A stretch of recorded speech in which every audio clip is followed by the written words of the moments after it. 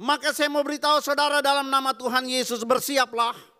Karena Yesus yang bangkit dari antara orang mati itu dan yang telah naik ke sorga, saatnya Dia akan mengangkat engkau dari keterpurukanmu. Dia akan membawa engkau naik dan bukan turun. Dia akan membuat engkau jadi kepala dan bukan ekor. Seperti yang Dia janjikan dalam Ulangan pasal 28 ayat 13. Berikan tepuk tangan kalau engkau percaya. Shalom jemaat yang dikasihi Tuhan. Haleluya. Beri tepuk tangan yang luar biasa buat Tuhan Yesus. Haleluya. Mari kita satukan hati kita hari ini. Kita bersatu dalam doa. Bapa yang baik, Bapa yang berkata dalam kerajaan surga. Terima kasih Tuhan Yesus buat berkat kemurahan-Mu Tuhan, buat cinta-Mu pada kami anak-anak-Mu Tuhan. Hingga sampai detik ini Tuhan, Kau masih bersama kami Tuhan, Kau masih menyertai kami Tuhan Yesus yang baik. Terima kasih buat tubuh yang sehat ini Bapa yang baik. Itu semua karena berkat kemurahan-Mu pada kami Bapa. Bapa kami siap berikan pujian penyembahan kami kepada-Mu Tuhan. Berani nama-Mu selalu kami tinggikan Tuhan. Jangan biarkan kami mencuri kemuliaan-Mu Tuhan. Biar hanya nama-Mu saja yang selalu kami tinggikan Tuhan. Penuhilah setiap hati kami Tuhan. Puaskan setiap kerinduan hati kami Bapa-Ku yang baik. Terima kasih Bapa. Pujilah nama-Mu Tuhan. Coba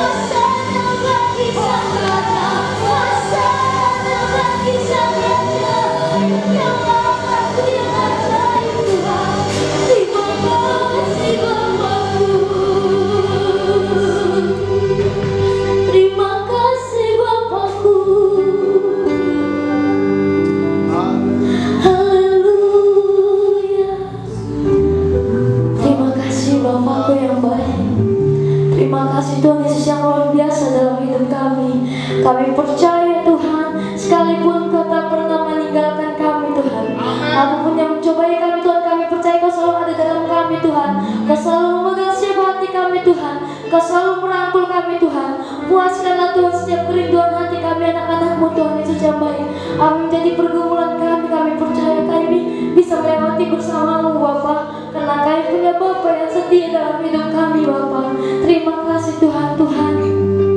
Kami rindu mujizat-Mu terjadi Tuhan. Di Indonesia Tuhan, kami percaya Tuhan, Engkau yang merangkul kami semua Tuhan, anak-anak-Mu Tuhan. Covid yang coba mencobai kami Tuhan tidak beribadah kepadamu Tuhan, kami patahkan di dalam nama Tuhan Yesus. Kami percaya Tuhan, sekalipun ada Covid ini kami tidak pernah jauh dari-Mu Bapa yang baik. Terima kasih Bapa, kami siap bersorak-sorai meninggikan nama-Mu Tuhan.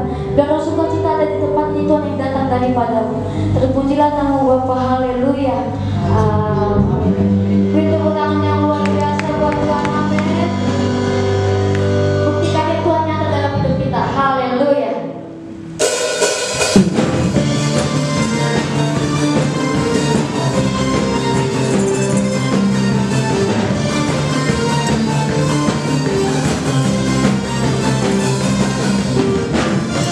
Buktikan yang nyata dari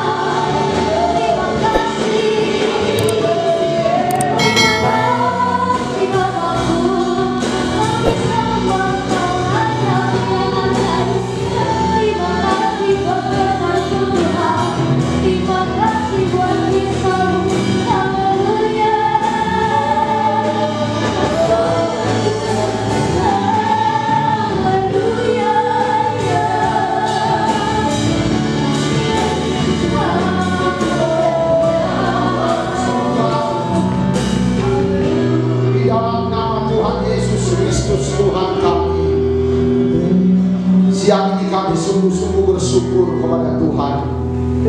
Bapa, di dalam nama Yesus, kami mau makan minum dari firman-Mu. Kami mau mendengarkan firman-Mu. Firman-Mu itu penuntun bagi kami. Firman-Mu itu benar-benar makanan bagi kami. Berkati urapi hamba-Mu yang berbicara atas nama-Mu.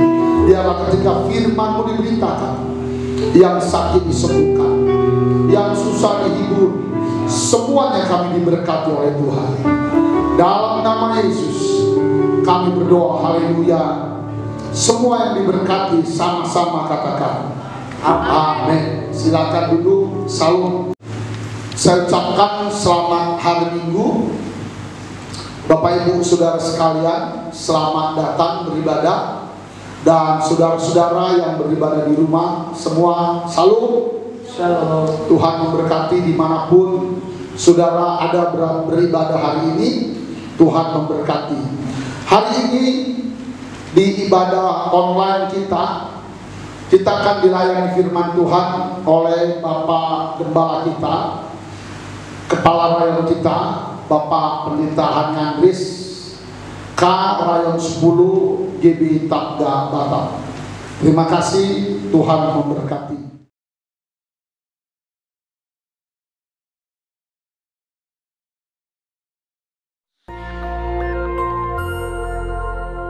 Shalom. Kesempatan kali ini kita akan membahas mengenai meneduhkan badai. Satu hal yang kita harus percaya adalah bahwa apa saja yang terjadi di dunia tidak lepas dari kontrol Tuhan. Adakah peristiwa dalam Alkitab yang mirip dengan situasi yang terjadi sekarang dan bagaimana penanganannya? Virus yang cepat menyebar dan menebar ketakutan pada banyak orang ini dapat dianalogikan seperti badai yang awalnya kecil namun kian membesar menjadi taufan. Alkitab mencatat peristiwa di mana Yesus dan murid-murid pernah menghadapi taufan yang dahsyat dalam Markus 4 ayat 36-39.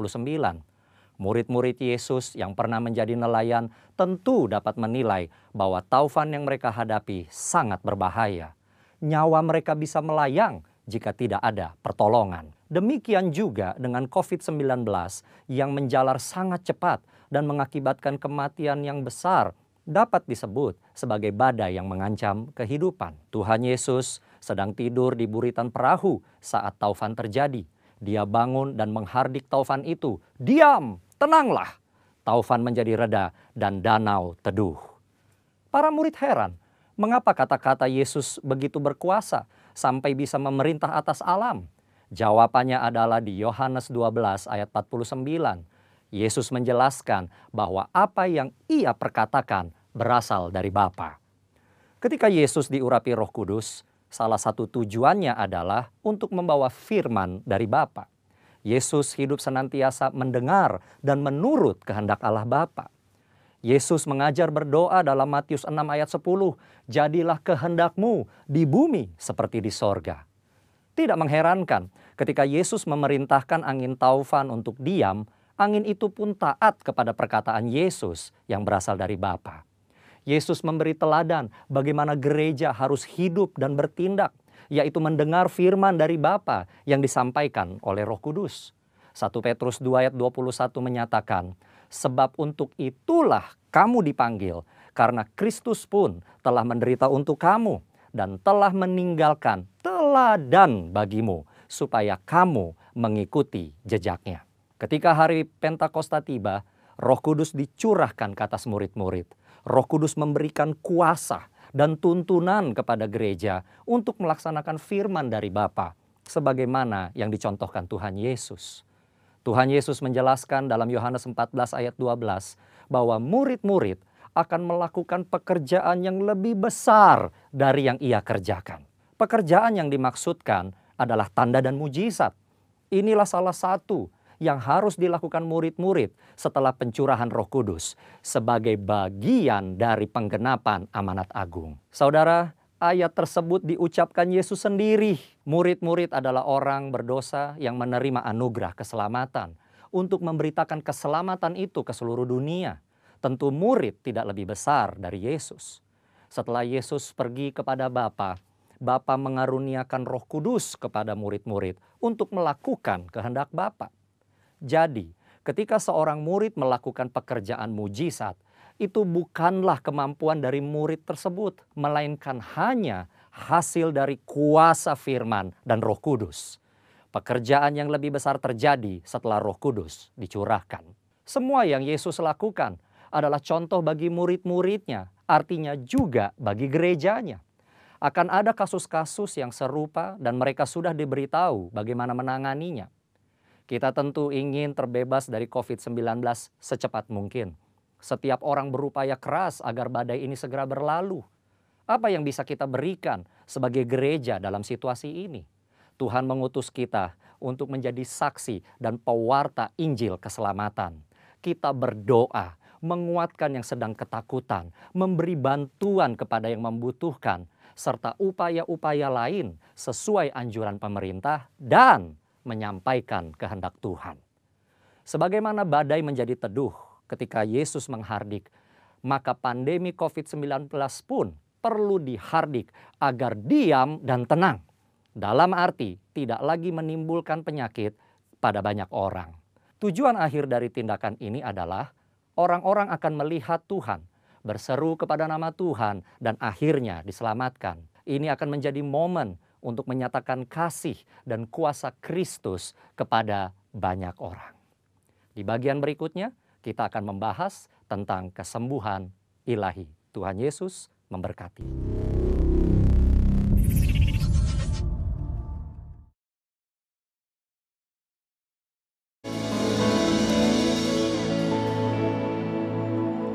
Itulah yang kami tahu dan kami percayai, bahwa kuasa-Mu Tuhan Yesus terlalu besar. Amin. Jauh melebihi kebesaran apapun di muka bumi ini. Jauh lebih besar, lebih dahsyat daripada apa yang orang katakan kedahsyatan virus corona. Ya. Engkau Allah pencipta langit dan bumi. Engkau yang bertahta di atas segala penguasa dan kuasa. Amin. Tidak ada yang seperti Engkau, Amin. Tuhan. Langit dan bumi boleh bergoncang. Banyak hal, banyak tragedi bisa terjadi. Tapi Engkau tetap Allah yang kekal. Amin. Allah yang berkuasa. Amin. Dan kuasa-Mu tidak bisa digoyangkan dengan segala macam yang sedang menggoncangkan dunia ini. Engkau bahkan Allah yang telah mengalahkan maut. Engkau sudah bangkit dari alam maut. Amin. Dan Engkau hidup sampai hari ini. Amin. Kami percaya akan Engkau Tuhan, lebih daripada kami mempercayai segala berita-berita yang beredar di media sosial seluruh dunia ini. Dan itu sebabnya hari ini ya Bapa, kami masuk dalam ibadah sekalipun kami online. Tapi kami percaya Yesus yang bangkit, Yesus yang hidup. Engkau tidak bisa dibatasi dengan ruang dan waktu. Amin. Engkau ada di sini, Engkau juga hadir di rumah-rumah tempat di mana kami beribadah hari ini. Dan hari ini juga kami percaya Engkau mau berbicara sesuatu kepada kami. Amin. Sebab itu kami buka hati kami. Kami persiapkan roh kami. Bicaralah ya Tuhan. Umat-Mu siap untuk mendengarkan, mempercayai, dan melakukan firman. Amin. Di dalam nama Tuhan Yesus. Haleluya. Amin, amin, amin. Shalom, selamat hari Minggu saudara yang saya kasihi, my family, dimanapun Anda berada. We love you as much as Jesus loves you. Nah saudara yang kasih Tuhan, hari ini saya percaya kita ada di rumah masing-masing, tetapi roh saudara tetap berkobar, tetap merindukan, lapar dan haus akan kebenaran firman Tuhan mengisi hidupmu. Puji Tuhan. Dan hari ini adalah minggu pertama di bulan Mei, ya bulan Mei. Seperti bagaimana biasanya nanti setelah ibadah ini, saya berharap Anda semua sudah mempersiapkan semua yang diperlukan, karena setelah khotbah kita akan akhiri dengan perjamuan kudus. Puji Tuhan.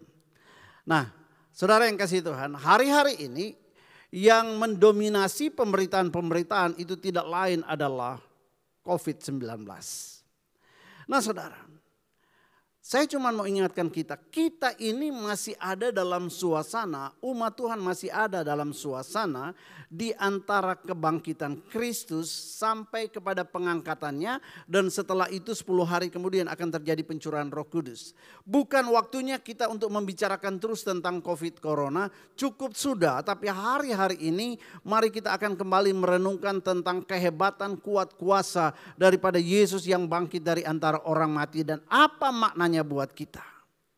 Nah saudara yang kasih Tuhan, Yesus mati dan bangkit for you and for me, untuk saudara dan untuk saya.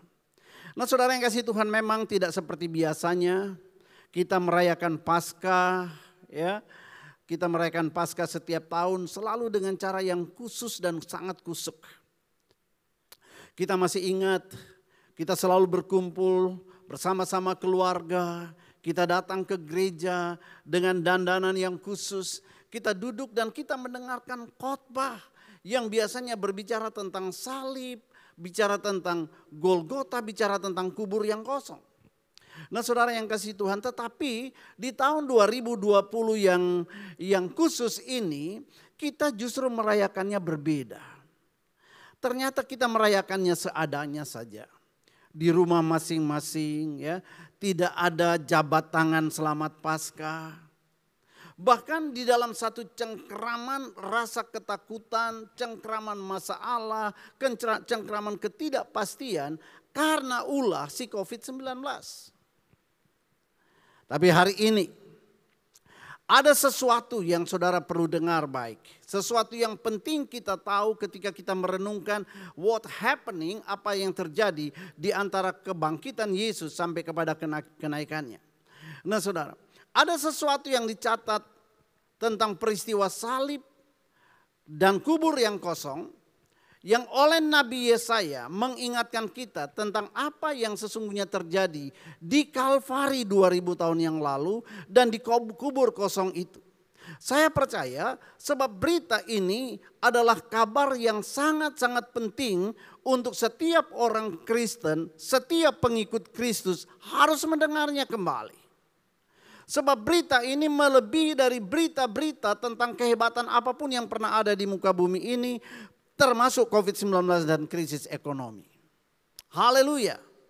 Saya berdoa supaya saudara menangkap satu pesan khusus hari ini.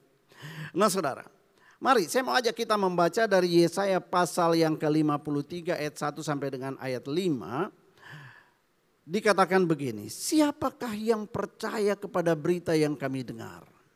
Dan kepada siapakah tangan kekuasaan Tuhan dinyatakan?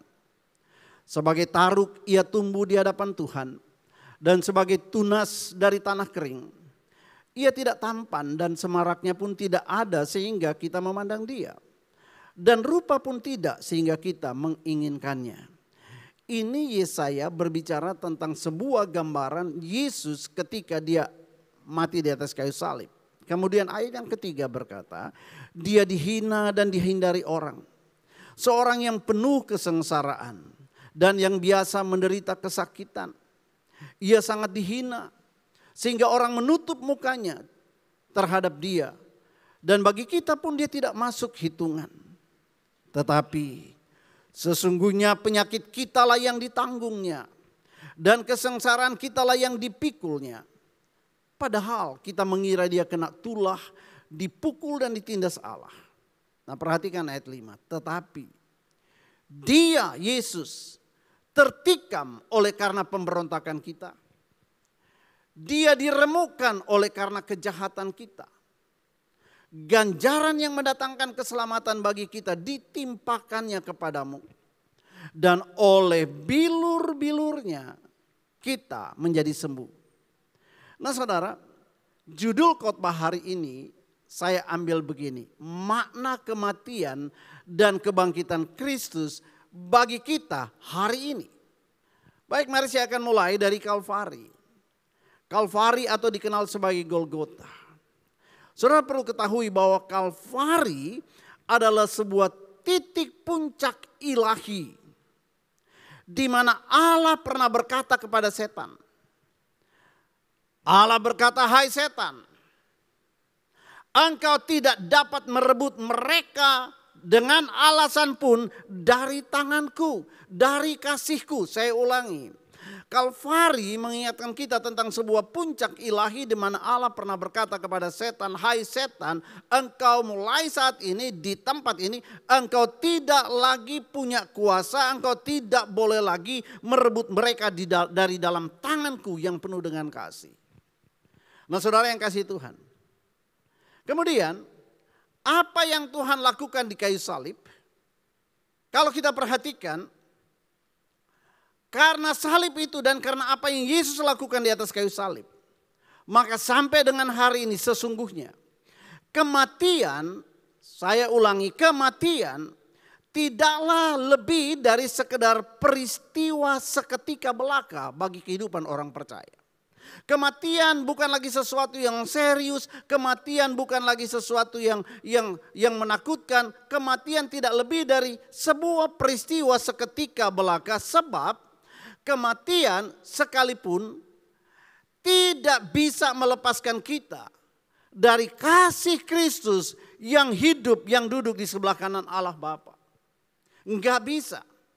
Nah saudara yang kasih Tuhan, Alkitab yang membuktikan bahwa Allah telah membangkitkan Yesus dari antara kematian, Alkitab itu juga mengajarkan bahwa sebelum Yesus datang yang kedua kali sebagai hakim, nanti pada akhir zaman, maka pertama-tama dia akan mengangkat gerejanya, dia akan menjemput gerejanya, dan gereja Tuhan akan bertemu dengan dia di awan-awan yang permai dalam sukacita yang luar biasa. Nah, dalam 1 Tesalonika 4 ayat 16-17 berkata begini. Pada waktu tanda diberi, yaitu pada waktu penghulu malaikat berseru dan sangkakala Allah berbunyi, maka Tuhan sendiri akan turun dari sorga dan mereka yang mati di dalam Kristus, akan lebih dulu bangkit. Sesudah itu kita yang masih hidup, yang masih tinggal akan diangkat bersama-sama dengan mereka dalam awan menyongsong Tuhan di angkasa. Demikianlah kita akan selama-lamanya bersama-sama dengan Tuhan. Selama-lamanya. Nah saudara, jadi saya mau katakan begini. Ada banyak orang yang bahkan bicara tentang kebangkitan, ucapannya percaya. Tetapi sesungguhnya hatinya tidak percaya. Kalau bukan orang Kristen ya tidak heran. Tapi ada juga orang percaya yang menyebut aku percaya tentang kebangkitan. Tetapi kuasa kebangkitannya mereka tidak percaya. Bahwa itu masih berlaku sampai saat ini. Itu sama saja dengan tidak percaya. Jadi jika kita tidak percaya kepada kebangkitan dan kuasa kebangkitannya, maka orang itu tidak juga bisa percaya kepada akan adanya pengangkatan gereja. Tapi saya mau ingatkan kita semua bahwa hal pengangkatan gereja ini pasti dan bahkan tidak akan lama lagi akan terjadi.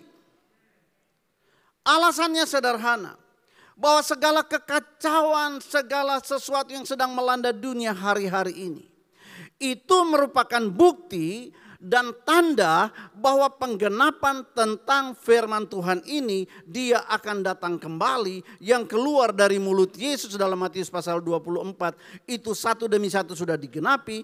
Dan kejadian yang melanda seluruh dunia hari ini itu membuktikan bahwa harinya sudah sangat-sangat dekat. Mari, saya mau bicara tentang kematian. Kematian, apa sih artinya kematian? Kematian adalah sebuah peristiwa yang terjadi ketika jiwa kita itu terpisah dari tubuh jasmani ini. Itu kematian. Nah saudara, dan menariknya dalam Wahyu pasal 20, di sana diperkenalkan bahwa bagi orang-orang yang menolak Yesus dan yang menolak Yesus sebagai Tuhan dan Juru Selamat dan menolak untuk mempercayai tentang kebangkitannya, dalam Wahyu 20 dikatakan bagi mereka akan ada kematian yang kedua. Kematian yang kedua artinya apa?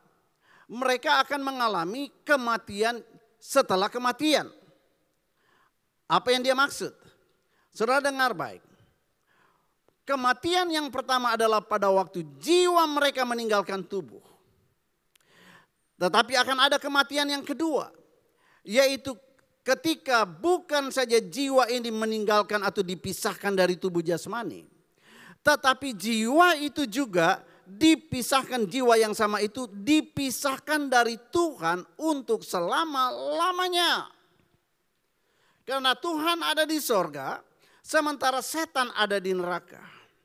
Jiwa orang seperti ini dipisahkan dari Tuhan, artinya mereka akan ada di neraka sampai selama-lamanya. Itulah kematian yang kedua yang Alkitab berkata demikian.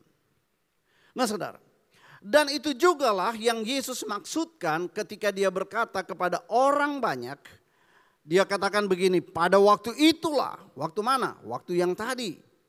Nah saudara, dikatakan pada waktu itulah aku akan berterus terang kepada mereka dan berkata, aku tidak pernah mengenal kamu, enyahlah daripadaku hai kamu sekalian pembuat kejahatan. Siapa mereka ini? Saudara, kalau saudara baca ayat sebelumnya, Matius 7 ayat 22 dan 23, tadi saya baca ayat 23, itu dikatakan ini, mereka yang berseru kepada Tuhan, Tuhan, Tuhan, bukankah aku sudah melakukan ini, sudah melakukan itu, dan lain sebagainya, aku sudah mengusir setan demi namamu. Tapi Yesus bilang apa? Enyahlah, aku tidak kenal kamu. Nah saudara, dan itu artinya Tuhan menunjukkan bahwa mereka orang-orang itu walaupun bisa pakai nama Tuhan, walaupun sudah kenal Tuhan, tetapi tempatnya terpisah daripada Allah. Nah saudara, tahukah saudara itu juga yang dimaksudkan oleh Yesus ketika berkata kepada Nikodemus, dia katakan begini, Nikodemus, aku berkata kepadamu sesungguhnya jika seorang tidak dilahirkan kembali, ia tidak dapat melihat kerajaan Allah. Jadi ada kerajaan Allah, syaratnya adalah harus dilahirkan kembali. Sekarang muncul lagi pertanyaan, apa pula yang dimaksud dengan dilahirkan kembali? Saudara, Yesus menjelaskan dalam Yohanes 3, dilahirkan kembali yaitu dilahirkan. Waktu lahir pertama adalah lahir secara daging, tapi lahir kedua adalah dilahirkan di dalam roh. Nah saudara, jadi kesimpulan sederhananya begini. Kalau engkau hanya dilahirkan satu kali saja, artinya engkau akan mati dua kali. Oke? Kalau engkau hanya lahir satu kali, engkau akan mati dua kali. Tetapi jika engkau dilahirkan kembali untuk kedua kalinya, yang kita sebut sebagai lahir baru, maka engkau hanya akan mati satu kali. Dua kali lahir, satu kali mati. Kenapa? Karena setelah kematian akan hidup selama-lamanya di sorga bersama dengan Tuhan. Haleluya. Jiwa akan meninggalkan tubuh. Tapi kita akan menerima tubuh yang baru, yaitu tubuh kebangkitan yang akan tinggal bersama-sama dengan Tuhan. Nah saudara, semua ini bisa terjadi karena apa yang Yesus sudah lakukan di atas kayu salib dan dengan apa yang terjadi di kubur kosong itu. Saudara, saya tidak tahu berapa banyak yang bisa menangkap maksud firman Tuhan ini. Tapi saya mau katakan begini. Yesus yang bangkit. Saya percaya kita semua yang ada di rumah-rumah juga percaya bahwa Yesus sudah bangkit. Dia tidak mati, dia pernah mati, tetapi dia bangkit kembali dan dia hidup. Nah saudara, Yesus yang sama yaitu Yesus yang bangkit 2000 tahun yang lalu. Dengar baik ini. Yesus yang sama yang keluar dari kubur itu. Yesus yang sama hari ini sedang ada di rumah-rumah saudara. Yang ingin masuk ke dalam rumahmu, ingin masuk ke dalam hidupmu, ingin tinggal bersama-sama dengan engkau. Yesus yang sama juga ingin melahirkan engkau kembali di dalam roh. Supaya dengan demikian engkau akan mengalami kuasa kebangkitannya. Dan engkau tidak akan bisa dikalahkan dengan kuasa apapun juga.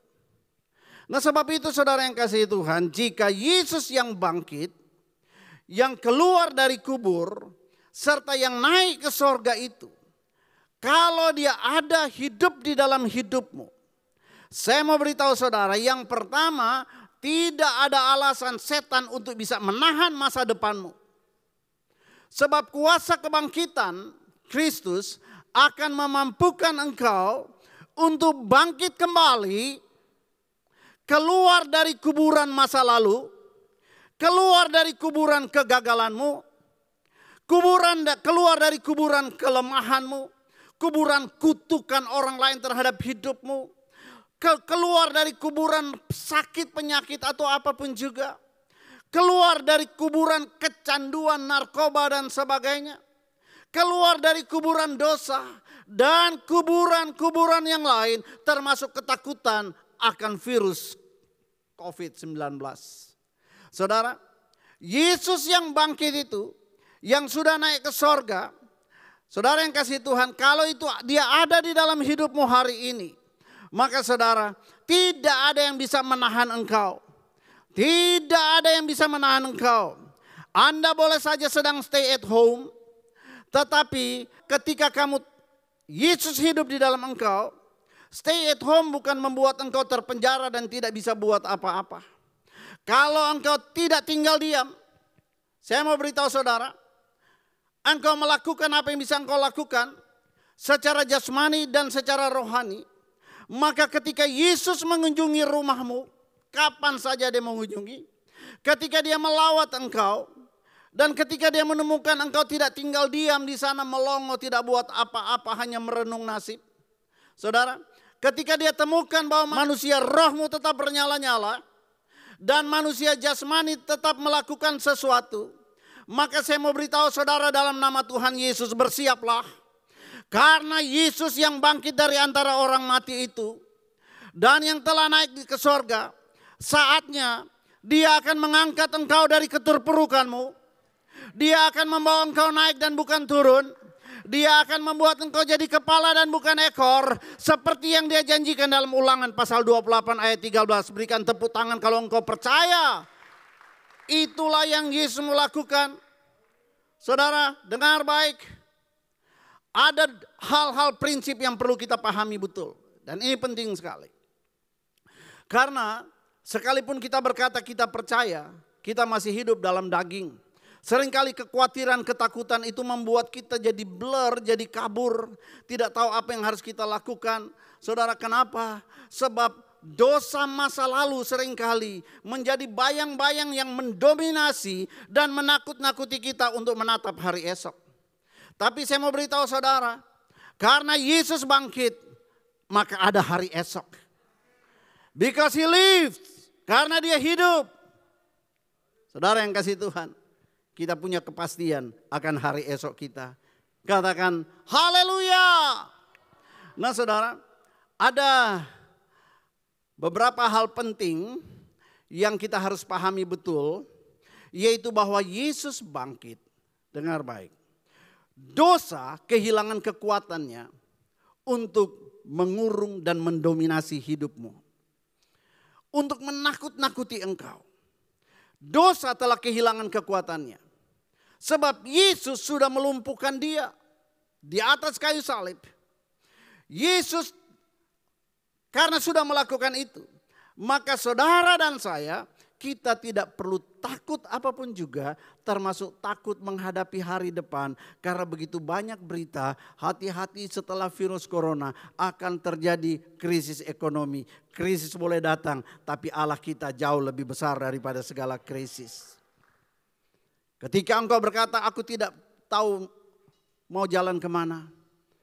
Ketika semua jalan tertutup, engkau katakan, dia buka jalan saat tiada jalan. Kenapa kita harus percaya ini? Karena yang berjanji itu Allah yang hidup. Dia tidak berjanji dalam kuburan. Dia berjanji dia hidup. Dan kehidupan kebangkitannya ada kuasa yang membuat itu terjadi. Dan kuasa itu dia berikan kepada kita. Come on. Saudara, percayalah. Alkitab berkata tidak ada yang dapat memisahkan kita dari kasih Allah. Tidak ada. Itu sebabnya percayalah bahwa Tuhan akan memandu hidupmu, akan menuntun hidupmu menuju kepada kehidupan yang berikutnya yang dia sudah siapkan buat saudara setelah stay at home ini berakhir. Percayalah itu. Oh, Saya lihat wajah-wajah di rumah, ada yang katakan amin. Ada yang lagi sibuk dengan HP, enggak apa-apa. Nah saudara yang kasih Tuhan, tapi saya percaya dan saya ingin begini, Anda perlu tahu 3 hal yang biasanya dipakai oleh iblis untuk melumpuhkan iman percaya kita kepada Tuhan. Saudara, ada 3 hal yang sebenarnya Yesus sudah selesaikan lewat kematian di atas dan kebangkitannya. Nah saudara, yang pertama 3 hal itu ya, perhatikan baik-baik. Dia telah menghapus pelanggaranmu. Wow, ini kabar baik. Pelanggaran itu bicara masa lalu. Yang kedua, dia tidak mengingat dosa-dosa, tidak mengingat lagi dosa-dosamu. Kecuali engkau terus buat lagi. Tapi masa lalu, dosa-dosa masa lalu yang membuat engkau terpuruk, yang membuat engkau gagal. Dia bilang sudah, waktu engkau dilahirkan kembali, aku sudah selesaikan itu semuanya. Dan yang ketiga, dia telah membebaskan kita dari segala kelemahan kita. Nah saudara, semua pelanggaran itu dia bebaskan. Nah saudara, sekarang mari kita lihat. Bicara tentang pelanggaran, bicara tentang dosa. Pelanggaran dan dosa yang mana yang dia selesaikan? Nah saudara, mari perhatikan di ayat 5, ayat terakhir dari pembacaan kita tadi, Yesaya 53. Saya mau jelaskan ini sebentar. Dikatakan begini. Dia pakai 2 istilah di sini.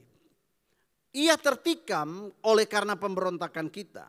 Dia diremukkan oleh karena kejahatan kita. Ada 2 istilah sini, yaitu pemberontakan dan kejahatan. Nah saudara, perhatikan ini baik-baik. Pemberontakan itu dalam bahasa Inggrisnya disebut transgression.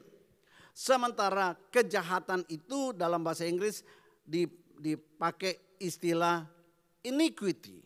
Pemberontakan dan kejahatan. Saudara, sebenarnya dari 2 kata ini ada 2 perbedaan yang sangat besar antara transgression atau pemberontakan dengan kejahatan atau iniquity. Ini kita mesti mengerti sebelum kita bisa menangkap apa yang Tuhan mau sampaikan buat saudara. Nah saudara, yang pertama kejahatan atau iniquity. Apa itu kejahatan? Kejahatan itu adalah motivasi batinnya yang mengarahkan seseorang untuk melakukan dosa dari dalam. Jadi kejahatan yang dimaksud di sini atau iniquity adalah sesuatu yang terjadi di dalam yang belum terungkap keluar. Sementara pelanggaran atau transgression adalah tindakan yang sudah kita lakukan. Tindakan lahiriah kita, perbuatan dosa yang kita sudah lakukan. Nah tahukah saudara bahwa kata transgression itu berasal dari kata trespass, yang artinya melangkahi keluar dari garis batas. Nah saudara, ketika seseorang beralih dari sesuatu yang tadinya ada di dalam pikiran dan hatinya saja. Ketika dia tergoda untuk benar-benar melakukannya. Maka saudara, iniquity atau kejahatan itu kemudian menjadi sebuah pelanggaran atau transgression. Itu sebabnya Alkitab berkata, kejahatan atau dosa seseorang itu selalu dimulai dari sini. Dimulai dari dalam hati. Saudara, tetapi kemudian walaupun itu sudah dimulai dalam hati, sudah ada niat. Tetapi untuk menjelmakannya menjadi dosa, kembali lagi itu ada pilihan di tangan kita masing-masing. Anda mau melakukan atau tidak. Iniquity adalah sikap hati. Sementara transgression adalah tindakan. Nah, sekarang saya mau sedikit keluar. Perhatikan ini baik-baik. Saudara, transgression dan iniquity ini adalah hal yang sama sekali tidak dipahami oleh ahli-ahli Taurat dan orang-orang Farisi. Sebab itu mereka datang menghadap Yesus dan mereka berkata begini, Tuhan, kami tidak seperti mereka, kami tidak melakukan dosa, kami benar, mereka itu yang sesat. Saudara, mereka berkata kami tidak melakukan dosa. Tapi perhatikan baik, Yesus tahu dan melihat apa yang tersimpan di dalam hati mereka. Yesus melihat bahwa di dalam hati mereka penuh dengan kebusukan, penuh dengan iri hati, kepahitan dan kebencian yang luar biasa. Sebab itu Yesus berkata begini. Dalam Matius 23 ayat 27. Celakalah kamu hai ahli-ahli Taurat dan orang-orang Farisi. Kamu orang-orang munafik. Sebab kamu seperti kuburan yang dilabur putih. Yang sebelah luarnya memang bersih tampaknya, tetapi yang sebelah dalamnya penuh tulang belulang dan berbagai jenis kotoran. Mereka tidak mengerti apa itu iniquity, apa itu transgression. Mereka cuma tahu bahwa dosa itu terlahir dari perbuatan, tapi Tuhan bilang Tuhan mau berurusan dengan akar segala dosa, yaitu ada dalam hati. Lalu mereka berkata satu hari, Tuhan, tapi kami bukan bezina, kami tidak pernah bezina. Tapi kembali Yesus bilang begini, oke, memang kamu belum pernah berzina, tapi aku berkata kepadamu, setiap orang yang memandang perempuan serta mengingininya, dia sudah berzina dengan dia dalam hatinya. Saudara lihat, ini yang dimaksudkan adalah perbuatan yang baru niat yang belum kelihatan. Nah saudara, kemudian mereka juga berkata, Tuhan kami tidak merampok uang jemaat loh Tuhan. Kami hidup apa adanya. Kami tidak merampok uang jemaat. Tetapi saudara, 1 Timotius 6 ayat 10 firman Tuhan berkata begini. Memang kamu tidak merampok. Karena memang akar kejahatanmu nggak kelihatan, ada di dalam. Apa itu akar kejahatan? Cinta uang. Lalu mereka tanya, buktinya mana? Dan firman Tuhan menjawab, beberapa orang telah menyimpang dari imannya dan menyiksa dirinya dengan sibuk memviralkan berbagai gosip dan penghakiman yang mereka nggak tahu benar apa enggak. Anda bisa tangkap ini? Sebab itu hati-hatilah. Yakobus pasal 4 menarik juga. Yakobus bilang begini. Ya, kamu mengingini sesuatu, ini bicara kepada jemaat loh. Kamu mengingini sesuatu, tapi kamu tidak memperolehnya, lalu kamu membunuh. Dan mereka berkata, kapan aku membunuh? Aku tidak membunuh. Tapi 1 Yohanes 3 mengingatkan, setiap orang yang membenci saudaranya adalah seorang pembunuh manusia. Dan jangan lupa bahwa tidak seorang pun pembunuh yang tetap memiliki hidup kekal dalam dirinya. 1 Yohanes menjelaskan seperti itu. Lalu mereka berdalih, tapi kami tidak pernah membenci saudara kami. Dan Amsal jawab begini, ucapanmu yang menimbulkan pertengkaran itu adalah bukti hatimu penuh dengan kebencian. So firman Tuhan itu lengkap, enggak usah berdalih. Yang jelas Tuhan melihat dari dalam keluar, Anda melihat dari luarnya saja. Yakobus kemudian melanjutkan begini, kamu iri hati, tetapi kamu tidak mencapai tujuanmu. Makanya kamu memfitnah, makanya kamu menggosip. Mereka berkata, apa buktinya kami iri hati? Saya mau beritahu saudara, Yakobus menjawab, karena kamu bertengkar dan berkelahi. Baca tuh ayat itu ada berkata, karena kamu bertengkar dan berkelahi. Dan fakta bahwa kamu tidak memperoleh apa-apa. Kenapa? Karena kamu pandai buat ribut, tetapi kamu jarang berdoa. Lalu mereka bilang, siapa bilang kami tidak berdoa? Lalu Yakobus melanjutkan, ya mungkin kamu berdoa juga, tapi kamu tidak menerima apa-apa. Buktikan kalau kamu punya terima apa-apa. Kamu tidak menerima apa-apa. Kenapa? Karena kamu salah berdoa. Sebab yang kamu minta itu hendak kamu habiskan untuk memuaskan nafsunya. Jadi kesimpulannya begini, jangan iri hati. Kalau engkau tidak menerima seperti yang orang lain terima, cek motivasimu. Kalau sudah cek motivasinya, cek juga cara berdoanya, benar apa enggak. Saya percaya mungkin kebanyakan orang motivasi doamu benar. Tapi masalahnya, karena tidak dengan yakin mendoakannya, maka kuasanya kecil. Kenapa tidak yakin? Kenapa? Sebab tidak percaya bahwa mujizat masih ada. Kenapa tidak percaya? Karena mengakui Yesus bangkit tapi tidak mengakui kuasa kebangkitannya itu bekerja melakukan mujizat dalam hidup kita. Makanya kalau ada orang buat mujizat menjadi iri hati. Tapi saya mau beritahu saudara, luar biasanya peristiwa penyaliban dan kebangkitan Kristus itu berbicara lain. Mari dengar baik. Yesaya 53 mengatakan, tapi dia tertikam. Kata tertikam ini dalam bahasa Inggris dikatakan wounded atau terluka. Saudara perhatikan kata-kata oleh karena pemberontakan kita. Dia tertikam artinya dia terluka. Saudara, apa itu pemberontakan dan apa itu terluka? Luka adalah bagian tubuh kita yang terpecah dan dari dalamnya darah tertumpah keluar. Itu namanya luka. Nah saudara yang kasih Tuhan, pemberontakan adalah tindakan yang kita lakukan ketika kita melakukan dosa. Dan untuk itulah Tuhan Yesus terluka. Untuk apa? Untuk dia bisa mengeluarkan darah dari dalam tubuhnya. Supaya Anda tidak perlu mengeluarkan darah, dia keluarkan darahnya untuk menebus perbuatan-perbuatan dosa kita itu. Haleluya. Kalau saja kita mengerti ini dan kita mau kembali back to Calvary. Sujud di kaki Yesus. Dan kita mengakui segala perbuatan dosa kita.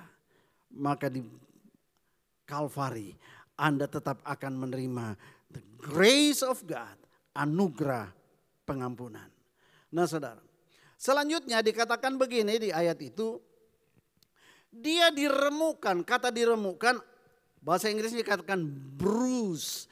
Bruise ini artinya memar atau babak belur. Saudara beda, memar atau babak belur itu artinya terjadi sebuah pendarahan internal. Tidak ada yang terpecah, darah tidak tertumpah keluar tapi darah mengental di situ.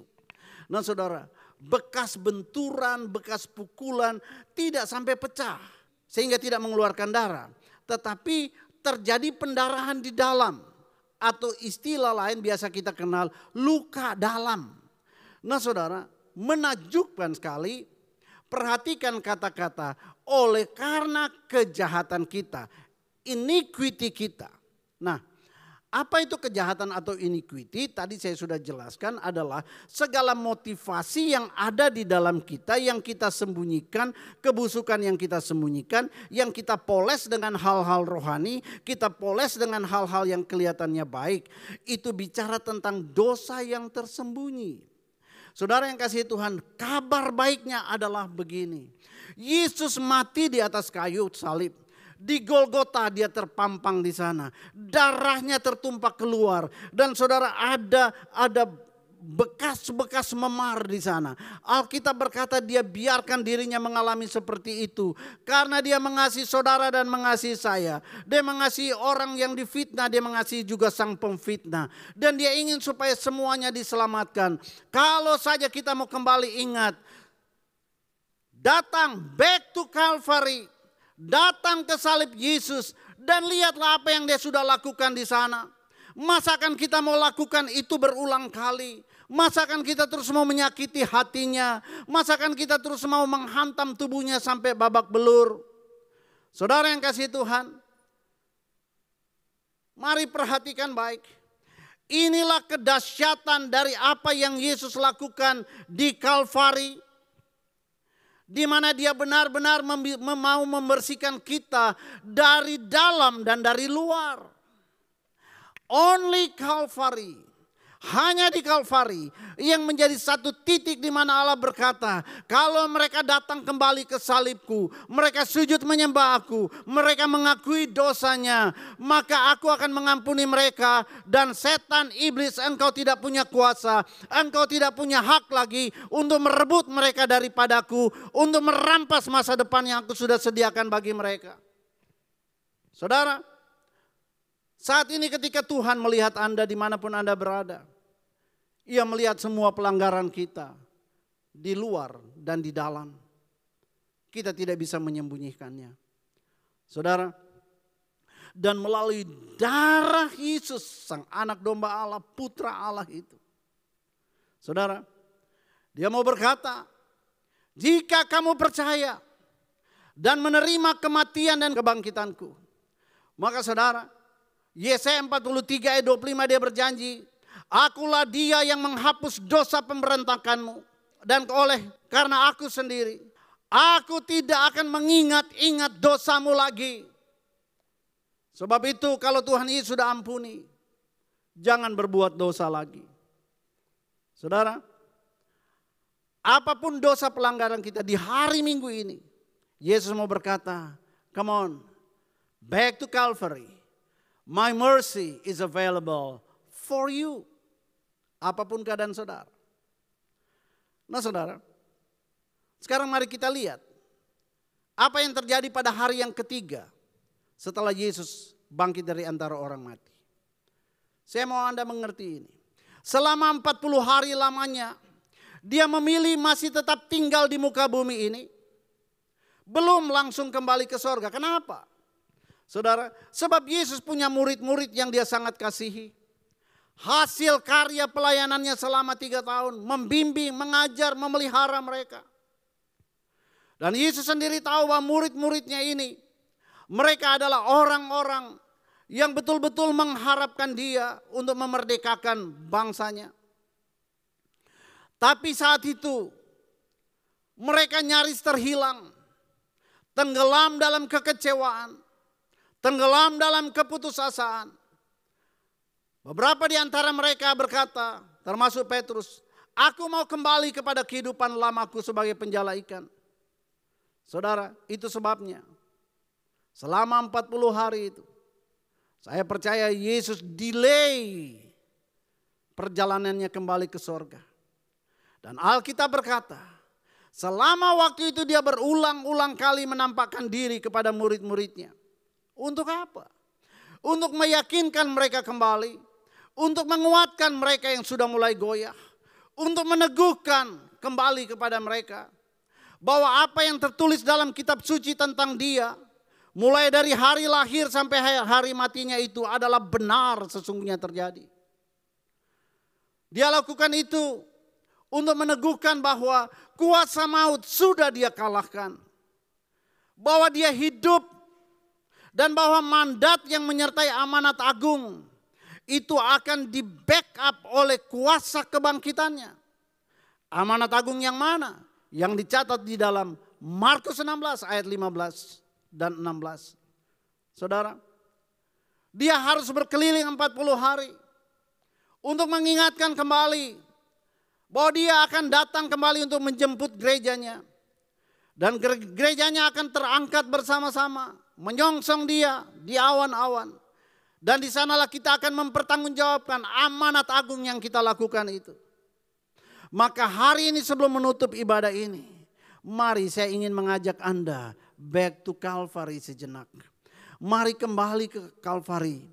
Saudara, saya mau mendorong Anda hari ini untuk buka hatimu. Percayalah. Dan terimalah Yesus sebagai Tuhan dan Juru Selamat pribadimu. Saudara, saya merasa bahwa hari ini adalah hari yang sangat indah untuk Anda mengalami keselamatan yang kekal. Ini masih dalam waktu Paskah, saudaraku. Waktu di mana kita merayakan betapa besar kasih Allah Bapa akan saudara dan saya. Jangan tolak kasih Tuhan itu.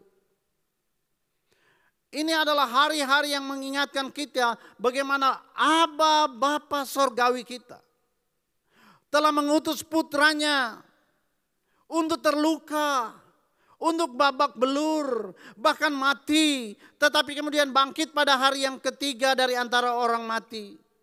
Supaya, sekali lagi supaya engkau pun yang sudah menerima dia sebagai Tuhan dan Juru Selamat, yang sudah mengalami perjumpaan dengan Yesus yang bangkit.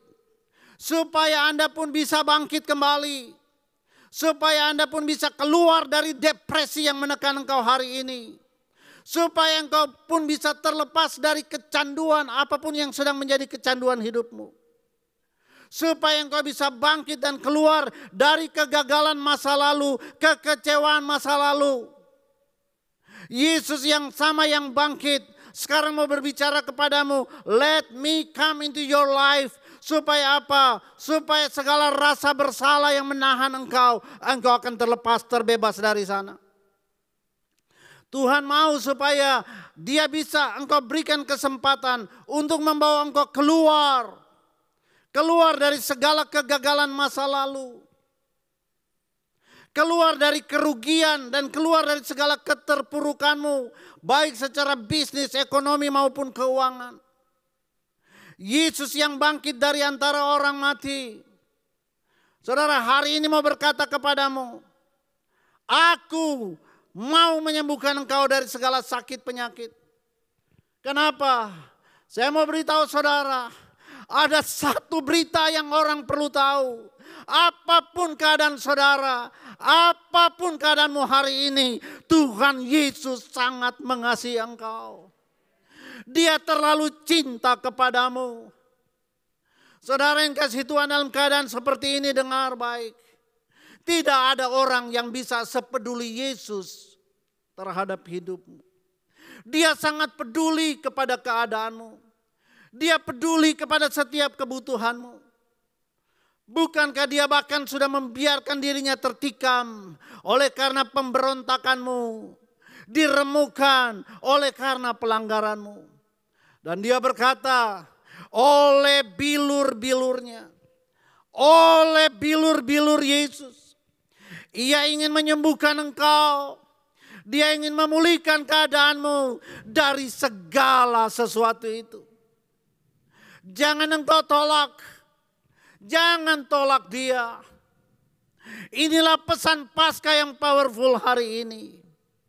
Anda harus percaya. Saudara, tidak ada untungnya buat orang lain. Tidak ada untungnya buat gereja. Tetapi itu sangat menguntungkan buat engkau. Kalau hari ini engkau mau percaya, come to Calvary with me. And I will show you how Jesus bear your sins on the cross. Saudara yang kasih Tuhan. Sebab itu, jangan biarkan iman dan pengharapanmu digoncangkan oleh berbagai macam pendapat. Mereka-mereka yang tidak percaya kepada kuasa kebangkitan Kristus itu. Yang hari-hari ini beredar di mana-mana. I will challenge you to think. Saya mau menantang saudara untuk memikirkan, merenungkan betul-betul dua hal ini. Bahwa di hari-hari seperti ini, waktu engkau stay at home, waktu engkau tidak tahu apa yang engkau harus lakukan next, waktu engkau tidak tahu apa yang akan terjadi dengan anak-anakmu, istrimu, suamimu. Waktu engkau tidak tahu lagi apa yang akan terjadi dengan bisnismu dan sebagainya.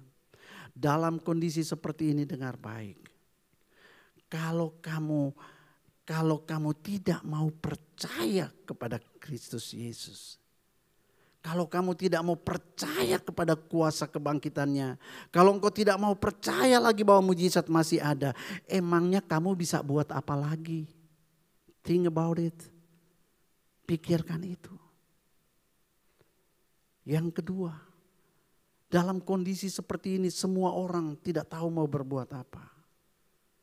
Maka renungkan baik. Kalau bukan Tuhan Yesus. Lalu siapa lagi? Kalau bukan Yesus yang sudah membuktikan dia mengasihi engkau sampai titik darah yang terakhir. Lalu siapa lagi? Siapa lagi? Saya mau beritahu saudara. Hanya di dalam Yesus Anda bisa memiliki hidup yang sesungguhnya. Hanya dalam Yesus. Yesus berkata, aku datang supaya kamu mempunyai hidup dan mempunyai dalam segala kelimpahan. Wow, how a wonderful promise. Betapa itu satu janji yang luar biasa. Aku datang, dia katakan, untuk memberikan kamu hidup. Dan bukan sekedar asal hidup. Tapi dia mau membuat hidupmu berkelimpahan dalam segala hal. Saudara yang kasih Tuhan, ini pesan. Pesan yang saya yakin sangat perlu setiap kita mengerti hari ini. Itu sebabnya apapun keadaan saudara, mari saudara tundukkan kepala bersama-sama. Saya mau ajak saudara, kita sama-sama berdoa. Mari ikuti doa saya. Dimanapun engkau berada, sambil pejamkan matamu di rumah masing-masing. Engkau fokus kepada kasih Kristus. Alihkan fokusmu dari COVID-19. Alihkan fokusmu dari segala kekhawatiran hari esok. Tapi mari kau fokus kepada kasih Kristus. Kepada perbuatan ajaibnya di atas kayu salib. Dan berdoalah. Panggil nama Yesus. Panggil namanya. Hede kere masande.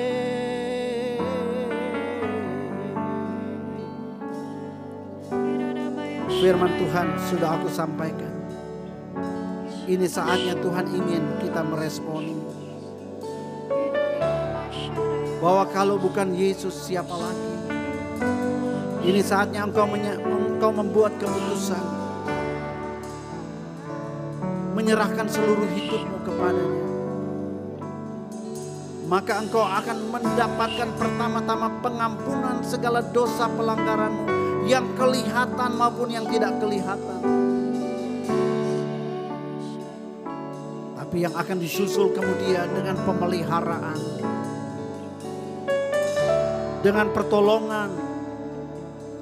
Dengan pemulihan, dengan kesembuhan. Yes. Sebab itu kalau engkau mendengarkan suara Tuhan dan engkau mau berkata, Tuhan, aku mau kembali ke Kalvari. Engkau angkat tangan, saya mau tuntun saudara ikuti doa pendek ini. Mari katakan, Tuhan Yesus. Tuhan Yesus. Hari ini aku memilih. Hari ini aku memilih Untuk percaya kepada Engkau dan kuasa kebangkitan. untuk percaya kepada Engkau dan kuasa kebangkitan. Dan aku mau menolak segala sesuatu. Dan aku mau menolak segala sesuatu. Baik itu pandangan-pandangan yang dikatakan teologis sekalipun. Baik itu pandangan-pandangan yang dikatakan teologis sekalipun. Aku memilih untuk mempercayai Aku memilih untuk apa mempercayai yang Roh Kudus hari ini bicara kepadaku. apa yang hari ini Roh Kudus bicara kepadaku. Itu sebabnya Itu sebabnya aku memutuskan hari ini. aku memutuskan hari ini. Aku mau menyerahkan seluruh hidupku kepadamu. Aku mau menyerahkan seluruh hidupku kepadamu. Aku mau mempercayai Engkau dengan segala janji dan firman. Aku mau mempercayai Engkau dengan segala janji dan firman-Mu. Dan aku mau terima Engkau Tuhan Yesus. Dan aku mau terima Engkau Tuhan Yesus. Jadilah Tuhan Jadilah Tuhan dan jadilah juru selamatku. dan jadilah juru selamatku. Aku percaya Aku percaya Engkau sanggup Engkau sanggup dan Engkau mau dan Engkau mau dan Engkau akan segera dan Engkau akan segera menyelamatkan keluargaku, menyelamatkan keluarga, menyelamatkan kesehatanku, menyelamatkan kesehatan, menyelamatkan pekerjaanku, menyelamatkan pekerjaan, menyelamatkan bisnisku, menyelamatkan bisnisku, keuanganku, keuanganku, semuanya. semuanya. Aku percaya Aku Tuhan percaya Tuhan dan aku akan terus percaya dan aku akan terus di percaya dalam nama Tuhan di Yesus. dalam nama Tuhan Yesus. Kami berdoa. Amin. Amin. Amin. Kita siapkan persembahan kita yang kedua, ucapan syukur dan persepuluhan kita. Kita mau bawa kepada Tuhan. Saudara, beberapa pemain yang penting buat kita. Seluruh kegiatan kita jalan dengan baik, dan di gereja dan di rumah. Saudara yang dikasih Tuhan, nanti kita pemberitahuan via WA. Saya mau sampaikan buat saudara-saudara yang beribadah di rumah, di mana persembahan lihat di layar kaca. Tuhan memberkati dengan luar biasa. Saya ucapkan terima kasih buat semuanya yang sudah mensubscribe. Mau lihat di guna. Tuhan Yesus memberkati. Amin. Saya mohon teman-teman yang belum subscribe, mari silakan subscribe. Dan saya minta tiap-tiap kita ajak keluarga mensubscribe. Kita doakan, kita majukan channel gereja kita agar diberkati Tuhan dengan luar biasa.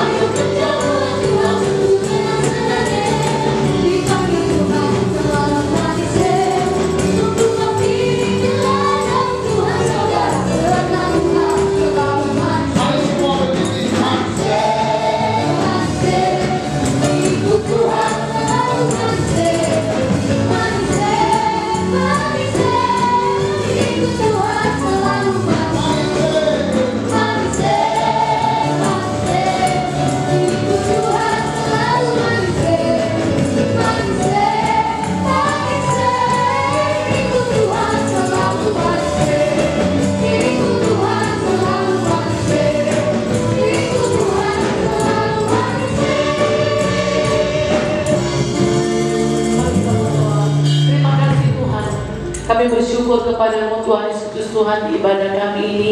Kami merasakan Tuhan hadir di tengah-tengah kami. Engkau Allah sudah berfirman bagi kami Tuhan. Biarlah Engkau Bapa di surga yang memberkati kami Tuhan. Biarlah kami Bapa di surga Tuhan kembali kepada firman-Mu Tuhan. Kami menjadi Tuhan anak-anak Tuhan yang melakukan kebenaran firman-Mu. Berkati Bapa di surga seluruh jemaat-Mu GBI PLN Bapa di surga. Baik yang beribadah di rumah Tuhan Yesus Kristus Tuhan. Mari Engkau Bapa di surga yang melawat kami Tuhan. Engkau berikan kepada kami Tuhan kesegaran rohani.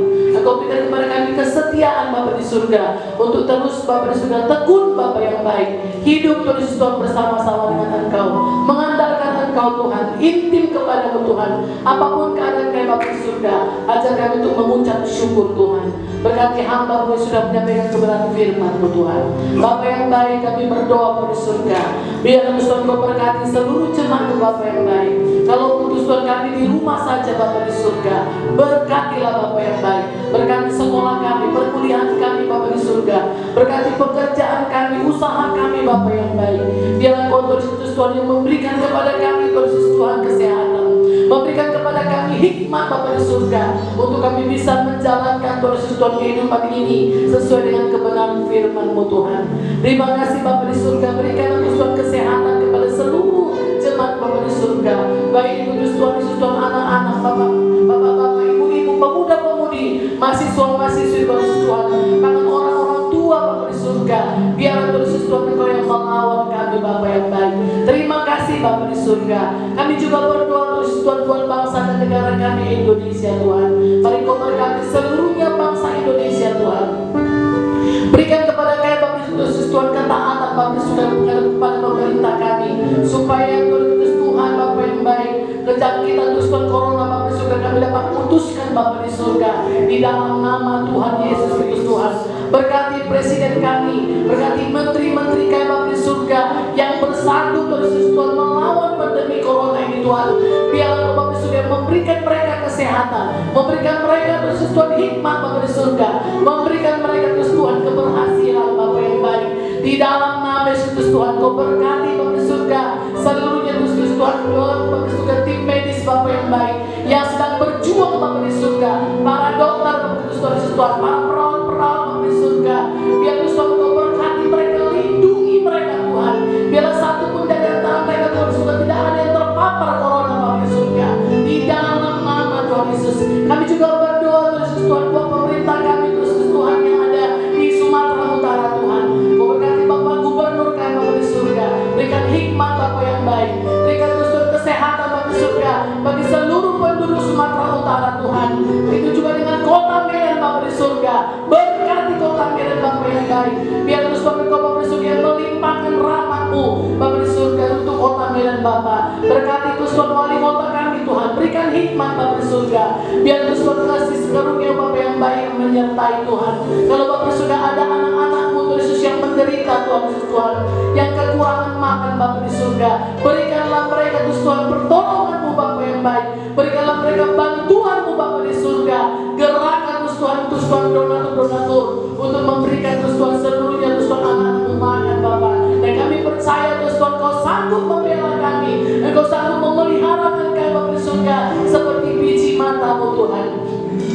Terima kasih Bapa yang baik. Sepanjang minggu Bapa di surga, pelayanan kami serahkan ke dalam tangan-Mu Bapa. Biarlah kasih karunia-Mu turun atas kami Bapa yang baik.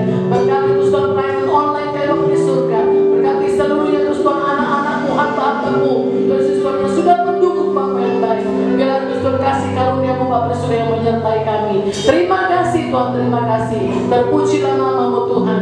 Kami berdoa terus Tuhan buat Yerusalem. Salam Yerusalem. Diberkatilah lumbung-lumbung-Mu, diberkatilah setiap murid-murid-Mu. Biarlah berkat Yerusalem Bapa di surga mengalir Tuhan Yesus Tuhan bagi seluruhnya kami semacam Bethlehem Bapa di surga di dalam nama Tuhan Yesus Tuhan.